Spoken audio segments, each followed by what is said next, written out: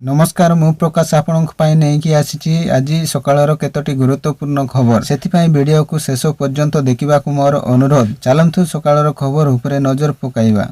परवर्ती खबर तीन दिनिया निवेश गस्तरे रहिबे मुख्यमंत्री करिबे रोड शो। मुख्यमंत्री हेला परे मोहन चरण मांझी प्रथम थर पई विदेश गस्त करिबा को जाउचंती। तांकर एही गस्तर सिंगापुर को हेबो। एही गस्त काल रे से ओडिशार व्यावसायिक संप्रसारण पई अंतर्जातीय स्तर रे आलोचना करिबे। श्री मांझी आसंता 18 तारिख दिन सिंगापुर गस्त करिवे बोली जणा पड़ी। मांझी नवेम्बर 18 सिंगापुर गस्त करिवे। सेटारे से नवेम्बर 20 तारिख पर्यंत रहिबे। एही गस्त काल रे से रोड शो करिवे। एथि सहित निवेश मानक सहित गुरुत्वपूर्ण प्रसंग रे आलोचना करिवे बोली जणा पड़ी। मुख्यमंत्री Shri Majhi Utkarsh Odisha make in Odisha conclave 2025 पई सिंगापुर गस्त करिवे। एही गस्त काल रे तांको सहित शिल्प मंत्र संपद पई राज्य सरकार को किछि वरिष्ठ अधिकारी रहिबार खबर मिली। परवर्ती खबर शिक्षानुष्ठान एवं निशा मुक्त। 300 फुट भितर निशा बिक्री निषेध। विद्यार्थी को निशा ठारू दूर रे रोकिबा पई शिक्षानुष्ठान निकटरे पान बीड़ी गुटखा आदि विपणन और सेवन होई पारे नाही। एपरिक शिक्षानुष्ठान बाह्य बलय बा आचेरी ठारू 300 फुट बा 92 मीटर भितर कौनसी मादक द्रव्य दुकान रही पारिबो नाही। कटपा आईन रे एवं स्पष्ट व्यवस्था रही। मात्र युवपीढ़ी को एथिरु रोकिबारे सफल होई पारि नांती सरकार। एभली स्थिति रे तंबाकू मुक्त शिक्षानुष्ठान पई पुणी अंटा भिड़ी सरकार। शिक्षानुष्ठान गुड़िकर बाह्य सीमार प्राय 300 फुट बा 92 मीटर अंचल चिन्हट करने को कहुई। ए संक्रांत विद्यालय और गणशिक्षा विभाग पक्षर समस्त जिला शिक्षा अधिकारी को निर्देश दि जाइए। शिक्षानुष्ठान गुड़िकर समस्त एकाठी होई तंबाकू द्रव्य व्यवहार करबा नहीं बोली शपथ नेबे। पोस्टर स्लोगान प्रबंध क्विज वितर्क आदि विभिन्न प्रतियोगिता और पथप्रांत नाटक करा जिवो।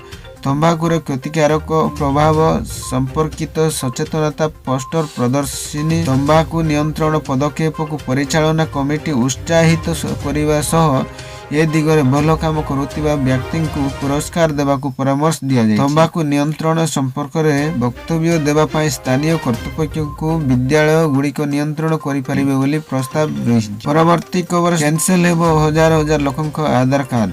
वर्तमान समय आधार कार्ड प्रत्येक व्यक्ति प्रथम परिचय पलटि। तेणु जेकोसी कार्य प्रथम आधार कार्ड आवश्यकता रही। तेबे वर्तमान एही आधार कार्ड को नहीं एक बड़ खबर सामना को आसी। आगामी दिन में हजार हजार लोकंक आधार कार्ड को रद्द करने निष्पत्ति नहीं पारंती सरकार। सामान्य भूल पाई अनेक लोकंक आधार कार्ड रद्द होई पारे बोली कुआ जाउछि। तेबे काहेकि सरकार निष्पत्ति नेबाकू जाउछंती। 10 वर्ष बा एहाटारू पुराना आधार कार्ड तिबा व्यक्ति को एहार अपडेट करबा पई बारंबार निर्देश दिया जाउछि। यूआईडीआई तरफरु ऑनलाइन सुविधा मध्य उपलब्ध करा जाउछि। कार्ड अपडेट करबा पई निर्देश देवा सह बारंबार एहार शेष तारीख वृद्धि करुछंती सरकार। एहा परे मध्य अधिकांश लोक निजर आधार कार्ड अपडेट करिना। तेबे वर्तमान आधार कार्ड अपडेट करिबा पई शेष तारीख रही डिसेंबर 14 तारीख।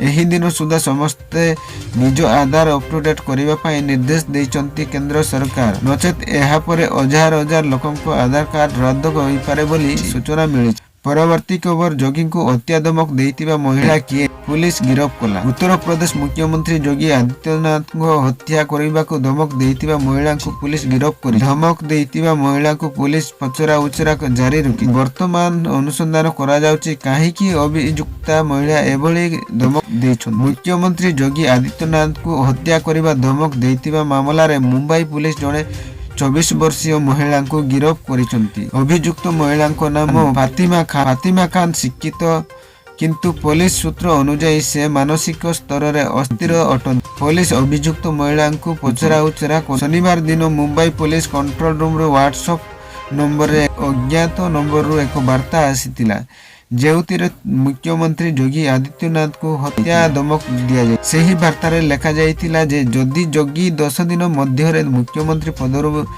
पदरु इस्तीफा न दियंती तेबे तांकु एनसीपी नेता बाबा सिद्दीकी भली गुली करी हत्या करा जिवो। पुलिस कहिछि जे अनुसंधान बेले फातिमा खान एही वार्ता पठाइबार स्वीकार करिसंती बोले खबर मिली। परवर्ती खबर परिबा हाट रे अग्निकांड जळीगला लक्षाधिक टंकार पनिपरिबा। ଜିଲ୍ଲା ଡେଲାଙ୍ଗ ହାଟରେ ଅଗ୍ନିକାଣ୍ଡ ଘଟି ଲକ୍ଷାଧିକ ଟଙ୍କାର ପନିପରିବା ଦୋକାନ ଓ ସାମଗ୍ରୀ ପୋଡ଼ିଯାଇଛି। ଏଥିରେ ପରିବା ବ୍ୟବସାୟୀ ପ୍ରଦୀପ ସ୍ୱାଇଁ, ରବୀନ୍ଦ୍ର ସ୍ୱାଇଁ, କେଶବ ସାହୁ, ପ୍ରଶାନ୍ତ ପାଲଟା ସିଂହ, କୃଷ୍ଣଚନ୍ଦ୍ର ପ୍ରଧାନ, ହରିହର ମାଲିକ, ମିଠୁ ମଲ୍ଲିକ, ଶରତ ସାହୁ, ଉପେନ୍ଦ୍ର ପରିଡ଼ା, ନିତ୍ୟାନନ୍ଦ ସ୍ୱାଇଁ, କେଳୁଚରଣ ବେହେରା, କେଳୁଚରଣ ସାହୁଙ୍କ ଦୋକାନ ପୋଡ଼ି ଛାରକାର ହୋଇଯାଇଛି। ଖବର ପାଇ ଡେଲାଙ୍ଗ ଦମନ ବାହିନୀ ଘଟଣାସ୍ଥଳରେ ପହଞ୍ଚି ନିଆଁ ଲିଭାଇଛନ୍ତି। ଏହି ନିଆଁକୁ ଏକ ଜଣେ ବିକୃତ ମସ୍ତିଷ୍କ ବ୍ୟକ୍ତି ଲଗାଇ ଦେଇଥିବା ନେଇ ଡେଲାଙ୍ଗ ପାଣ୍ଠି ପୋଲିସ ଅଟକ ରଖି ପଚରା ଉଚରା କରୁଛି। ଏନେଇ ଅଧିକ ତଦନ୍ତ ଚାଲିଥିବା ପାଣ୍ଠି ଅଧିକାରୀ ରଶ୍ମି ରଞ୍ଜନ ପୃଷ୍ଟି ସୂଚନା ଦେଇଥିବାର ଖବର ମିଳିଛି। ପରବର୍ତ୍ତୀ ଖବର ବନ୍ଦ ହେଲା ପ୍ରସିଦ୍ଧ କେଦାରନାଥ ପୀଠ ବାଟ 6 ମାସ ପରେ ଖୋଲିବ। ଶୀତ ଋତୁ ପାଇଁ ବିଧିବିଧାନ ଅନୁସାରେ ପୂଜାର୍ଚ୍ଚନା ପରେ ଆଜି ବାବା କେଦାରନାଥ ପୀଠ କବାଟକୁ ବନ୍ଦ କରାଯାଇଛି। ତୁଷାରପାତ ଆରମ୍ଭରୁ ଏହାକୁ ବନ୍ଦ କରାଯାଇଥିବା ବେଳେ 6 ମାସ ପରେ ଏହା ଖୋଲିବ ବୋଲି ଜଣାପଡ଼ିଛି। କେଦାରନାଥ ପୀଠକୁ ଆଜି ପ୍ରାୟ 10 କ୍ୱିଣ୍ଟାଲ ଫୁଲର ସଜାଯାଇ ଏଥି ନିମନ୍ତେ ରାତି 4ଟାରୁ ପୂଜାର୍ଚ୍ଚନା ଆରମ୍ଭ ହୋଇଥିବା ବେଳେ ସକାଳ 8:30ରେ କବାଟ ବନ୍ଦ କରାଯାଏ। ଆଜି ବାବା କେଦାରନାଥଙ୍କ ଦର୍ଶନ କରିବା ନିମନ୍ତେ ଲକ୍ଷାଧିକ ଭକ୍ତଙ୍କ ସମାଗମ ହୋଇଛି। ପ୍ରତିବର୍ଷ ଭୈୟା ଦୂଜ ଦିନରେ ହିଁ କେଦାରନାଥ କବାଟ ବନ୍ଦ କରାଯାଇଥାଏ। ଏହି ସମୟରେ କେଦାରନାଥ ପୀଠରେ ପୂଜା ପାଉଥିବା ପଞ୍ଚମୁଖୀ ମୂର୍ତ୍ତିକୁ ଚଳନ୍ତି ପ୍ରତିମାକୁ ଦଳିରେ ବିରାଜମାନ କରାଇ ଓଙ୍କାରେଶ୍ୱର ମନ୍ଦିର ନିଆଯାଇଥାଏ। ଆଜି ଚଳନ୍ତି ପ୍ରତିମା ଗୌରୀକୁଣ୍ଡ ସନପ୍ରୟାଗ ହୋଇ ରାମପୁରରେ ପହଞ୍ଚିଛି ବୋଲି ଖବର ମିଳିଛି।